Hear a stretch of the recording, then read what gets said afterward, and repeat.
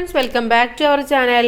5ാം ക്ലാസ്സിലെ annual evaluation 2025 important ആയിട്ടുള്ള ഒരു ക്വസ്റ്റ്യൻ പേപ്പറാണിത്. അപ്പോൾ ഓൾറെഡി നമ്മളൊരു ക്വസ്റ്റ്യൻ പേപ്പർ അപ്ലോഡ് ചെയ്തിട്ടുണ്ട്, അതിൻ്റെ ആൻസേഴ്സും കൂടെ. അപ്പോൾ നമുക്ക് ഇതിൽ എന്തൊക്കെയാണ് ക്വസ്റ്റ്യൻസ് വന്നിട്ടുള്ളത്, ആൻസേഴ്സ് എങ്ങനെയൊക്കെയാണെന്ന് നോക്കാം.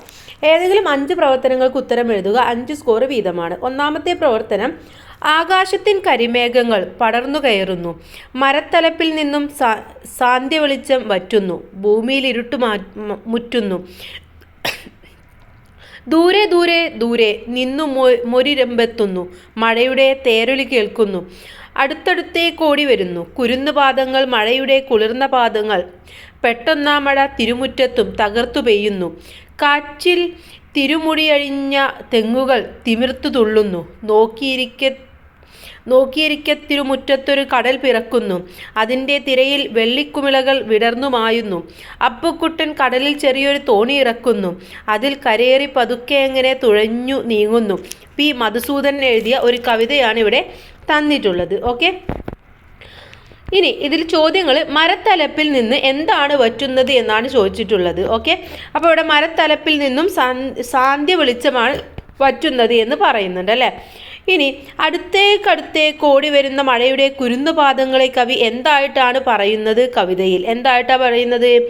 അടുത്തേക്കോടി വരുന്നു മഴയുടെ കുളിർന്ന പാദങ്ങളായിട്ടാണ് പറയുന്നത് അല്ലേ.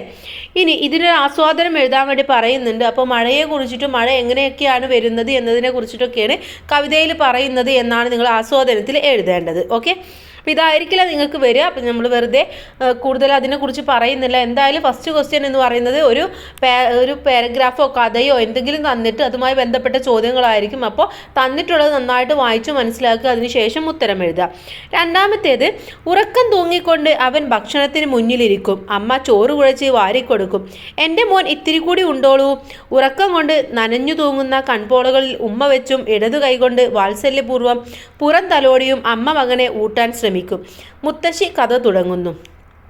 ഉരച്ചി വണ്ണക്ഷതമേന്മേ തിരിച്ചും ചുംബിച്ചാളുടനമ്മ, പരുക്കേറ്റ കുട്ടി. 2 പാഠസന്ദർഭങ്ങളിലെയും അമ്മയുടെ സ്നേഹം ഒരുപോലെയാണോ താരതമ്യം ചെയ്ത് കുറിപ്പായിട്ട് എഴുതാനാണ് പറഞ്ഞിട്ടുള്ളത്. രണ്ടിലും 2 രീതിയിലാണ് അമ്മയുടെ സ്നേഹം പറയുന്നത് അല്ലേ.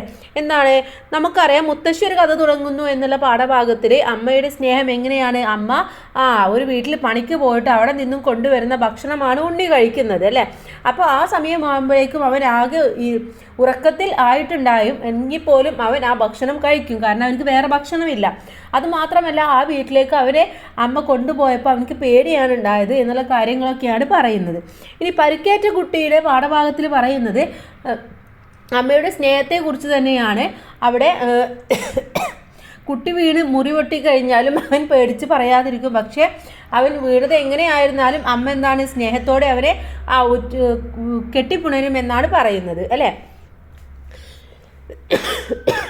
ഇനി സിംഹപ്രതിമ എന്ന പദം വികസിപ്പിച്ച് എഴുതാനാണ് പറയുന്നത്. സിംഹം പ്ലസ് പ്രതിമയാണ് സിംഹപ്രതിമ എന്ന് പറയുന്നത്. ഇനി പ്രവർത്തനം 3: കാട്ടിലെ കളികൾ എന്ന ശീർഷകം കവിതാഭാഗത്തിന് എത്രമാത്രം ഉചിതമാണ്? കുറിപ്പ് എഴുതാനാണ് പറയുന്നത്. ഓക്കെ, കാട്ടിലെ കളികൾ എന്നുള്ളത് ആ പാഠഭാഗത്തിന് കവിതാഭാഗത്തിന് എന്തുകൊണ്ടും യോജിച്ചത് തന്നെയാണ്. കാരണം കാട്ടിലെ ഒരുപാട് കളികളെ കുറിച്ചിട്ടും കണ്ണനെ കുറിച്ചിട്ടും ഒക്കെ അതിൽ പറയുന്നുണ്ട് അല്ലേ. ഇനി നന്ദി, പേരുക എന്നീ വാക്കുകളുടെ അർത്ഥം എഴുതാനാണ് പറഞ്ഞിട്ടുള്ളത്. നന്ദി എന്ന് പറഞ്ഞാൽ നന്ദി എന്നാണ് അർത്ഥം. അതുപോലെ പേരുക എന്ന് പറഞ്ഞു കഴിഞ്ഞാൽ നമ്മളൊരു കാര്യം ചെയ്യുക എന്നാണ് അർത്ഥം. ഇനി ടോമോയിലെ വ്യത്യസ്തമായ മീൻവായിലോട്ടം എന്ന കളി നിങ്ങൾക്കിഷ്ടമായോ? ഇതുപോലെ രസകരമായ കളികൾ നിങ്ങൾക്കറിയാമോ? ഒരു കളി അനുഭവം എഴുതാനാണ് പറഞ്ഞിട്ടുള്ളത്. അപ്പോൾ കൂട്ടുകാർ ഒരുപാട് കളികളൊക്കെ കളിക്കുന്നുണ്ടാവും. ചതുരംഗം, അതുപോലെ കുട്ടിയും കോലും ഒക്കെ നിങ്ങൾ കളിച്ചിട്ടുണ്ടാവും അല്ലേ. അപ്പോൾ നിങ്ങൾ കളിച്ച ഏതെങ്കിലും ഒരു കളിയെ കുറിച്ചിട്ട് എഴുതാനാണ്. ഇനി ഒന്നും കിട്ടിയില്ല എന്നുണ്ടെങ്കിൽ നിങ്ങളെല്ലാവരും കളിക്കുന്ന മറ്റൊരു കളിയാണ് സാറ്റ് കളി അല്ലേ. അപ്പോൾ സാറ്റ് കളിയെ കുറിച്ചിട്ട് വേണമെങ്കിൽ നിങ്ങൾക്ക് എഴുതാം. മാതൃക പോലെ എഴുതൂ. മറ്റ് എന്തിനും ദൈർഘ്യമേറിയ. എങ്ങനെ എഴുതാം? ദൈർഘ്യം ഏറിയ. ഓക്കെ, ദൈർഘ്യം ഏറിയ. പ്രവർത്തനം 5: അഭിനന്ദന സന്ദേശം തയ്യാറാക്കുക. ഗ്രേറ്റയെ നിങ്ങൾക്കറിയാമല്ലോ, നമുക്കറിയാമല്ലേ, ഭൂമിക്ക് വേണ്ടി എന്നുള്ള പാഠഭാഗത്തിലെയാണ് ഗ്രേറ്റ. ഗ്രേറ്റയുടെ പ്രവർത്തനങ്ങളെ അഭിനന്ദിച്ചുകൊണ്ട് ഒരു സന്ദേശം തയ്യാറാക്കാനാണ് പറഞ്ഞിട്ടുള്ളത്. ഗ്രേറ്റ എന്താ ചെയ്തിട്ടുള്ളത് കൂട്ടുകാരെ? പ്രകൃതിയെ സംരക്ഷിക്കാൻ വേണ്ടിയിട്ട് ഗ്രേറ്റ സ്കൂൾ മുടക്കി സമരം നടത്തുകയാണ് ചെയ്തത് അല്ലേ. അപ്പോൾ കാലാവസ്ഥയ്ക്ക് വേണ്ടി സ്കൂൾ സമരം എന്നുള്ള ഒരു തലക്കെട്ടൊക്കെ കൊടുത്തുകൊണ്ട് ചെയ്തിട്ടുണ്ടായിരുന്നു. അപ്പോൾ ആദ്യം പിന്തുണയൊന്നും ഉണ്ടായിരുന്നില്ല, പിന്നെ ലോകശ്രദ്ധ പോലും പിടിച്ചു പറ്റി അല്ലേ. ഫേസ്ബുക്ക്, വാട്സപ്പ് തുടങ്ങിയവയിലൊക്കെ പ്രചരിപ്പിക്കുകയും ലോകശ്രദ്ധ നേടുകയും പിന്നീട് ഒരു മാറ്റം തന്നെ സംഭവിക്കുകയും ചെയ്തു. അപ്പോൾ ഗ്രേറ്റ എന്നുള്ള ഒരു പെൺകുട്ടിയാണ്, ഒരു 13 വയസ്സുള്ള പെൺകുട്ടിയാണ് ഇതിൽ ഇറങ്ങിയത്. അപ്പോൾ അവളെ അഭിനന്ദിച്ചുകൊണ്ടാണ് നമ്മളവിടെ സന്ദേശം തയ്യാറാക്കേണ്ടത്. ഒരു വെർജീനിയൻ വെയിൽക്കാലം ആരുടെ കവിതാ സമാഹാരമാണെന്ന് ചോദിക്കുന്നുണ്ട്. ഇനി 6ാമത് നാടകരചനയാണ്. നന്മപ്പൂക്കൾ എന്ന കഥയിൽ നിങ്ങൾക്ക് ഇഷ്ടപ്പെട്ട ഒരു ഭാഗത്തെ നാടകമാക്കി അവതരിപ്പിക്കാൻ പറയുന്നുണ്ട്. അപ്പോൾ നമ്മൾ എക്സസൈസിൽ പറഞ്ഞിട്ടുണ്ടായിരുന്നു. അപ്പോൾ കൂട്ടുകാരെ ആ പാഠഭാഗമൊക്കെ പോയി കാണുക. അപ്പോൾ നിങ്ങൾക്ക് മനസ്സിലാവും ഓരോ പാഠഭാഗത്തിൽ എന്തൊക്കെയാണ് കാര്യങ്ങൾ പറയുന്നത് എന്നത്.